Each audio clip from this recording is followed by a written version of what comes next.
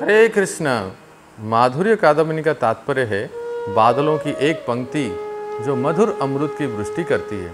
श्रील रूप गोस्वामी लिखते हैं, माधुर्य का अर्थ है सभी परिस्थितियों में और सभी गतिविधियों में अप्रतिम सौंदर्य, आकर्षण, अभूतपूर्व प्रकृति को धारण करना। इस प्रकार सर्वोच्च माधुर्य तथा सभी मिठास का स्वरूप है स्वयं भगवान ब्रजेंद्र नंदन श्री कृष्ण, जिनके पास 4 विशेष मिठास है: लीला माधुरी, प्रेम माधुरी, वेणु माधुरी एवं रूप माधुरी।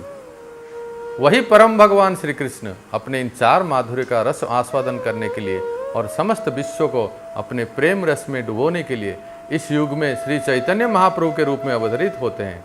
इस पवित्र ग्रंथ में श्रील विश्वनाथ चक्रवर्ती ठाकुर ने भक्ति के विकास में श्रद्धा से लेकर प्रेम के प्रकट होने तक प्रत्येक चरण के लक्षणों को सहज और स्पष्ट रूप से प्रस्तुत किया है।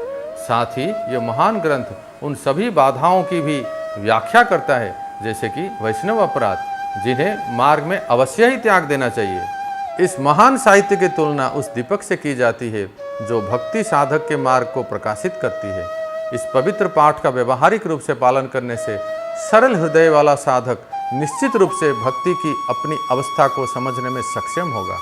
साथ ही वो अपनी त्रुटियों तथा भक्ति के मार्ग पर आगे बढ़ने के लिए उसे और क्या कदम उठाने चाहिए यह समझ पाएगा।